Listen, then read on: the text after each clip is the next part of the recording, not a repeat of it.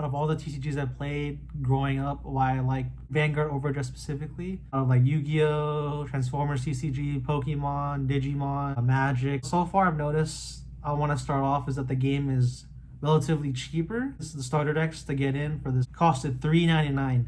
You've never seen that with any other card game. Most TCGs usually have them at like $9.99 all the way up to $15.99, $16.99. Another thing I noticed with those cheap prices that you just need to buy one starter deck to get started, and like you can use that in tournament right away, or you can teach yourself and play with your friends. And it's really easier for teenagers to get in, or even like small kids, because they don't have jobs. They would have to like get money from their parents or like through allowance or any other means, birthdays, Christmases, holidays, so they can easily get started just like that. I love that.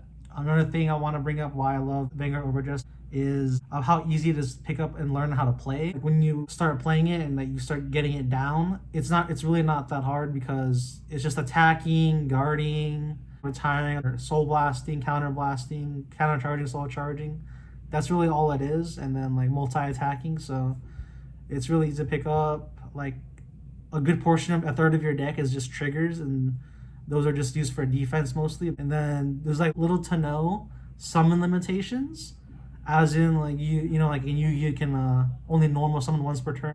The only like little limitation there is from the what grade you're on. So like, you know, if you're in grade 1, you can only call grade 1 or less rear guards, 2 or less, 3 or less. Another thing that why it's so simple, the numbers. Japanese card games like Yu-Gi-Oh, Digimon, Pokemon, they all go in the thousands because that's their currency. In Japan, the yen goes in thousands. I noticed specifically Vanguard Overdress that all like the numbers are consistent. It's grade 0, 6K, grade 1s are 8K, 2s, 10K, and grade 3s are 13K. So I love how it's always the same. It's not like slightly different. Like in Yu-Gi-Oh, like you have a 3,000 attack, 2,500 defense, so on and so on. Like it goes random, like, you know, the numbers all over the place. Because the numbers are all like similar, you can just remember in your head, and then you won't have to keep remembering or asking your opponent if your unit is stronger or weaker. Another thing is that Cardfight Vanguard Overdress has an anime to go with it, and it's backed up by really good voice actors, producers like that made the anime, like Clamp and Kanitra Circus,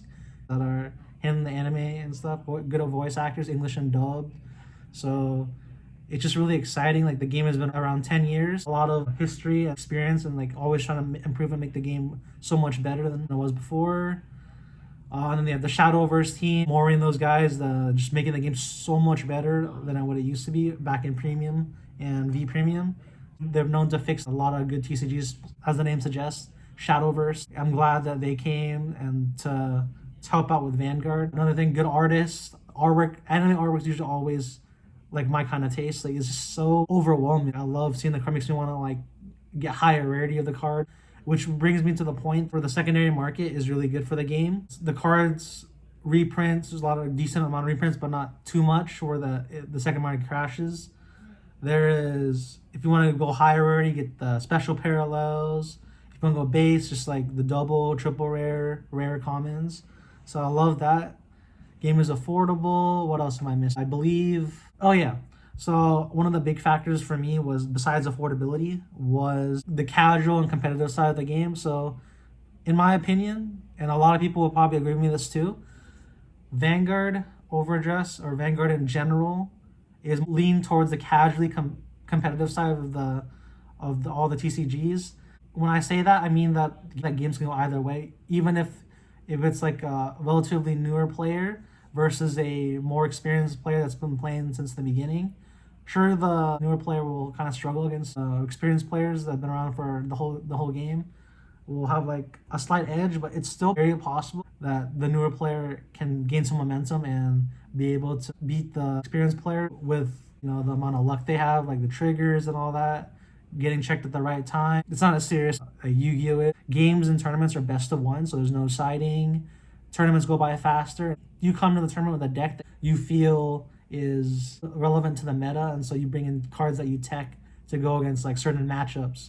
So I like that factor. Okay, I guess like I can bring up the community. So some communities, like some people would say more or less, so like Yu-Gi-Oh like brings like toxic people.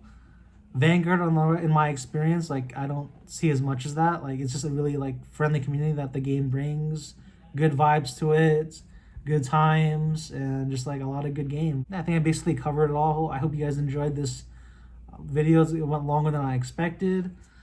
Tune in for more videos. I'm gonna try and produce some original content. There's not any likes on it, but I know you guys looked at my video 2 days ago, the one about the review of English dub. So I see that's one of my more popular videos. So I'm gonna definitely post more content like that, similar to that, and like the one I'm doing right now. So I hope you guys enjoyed, and see you on the next one. Bye bye.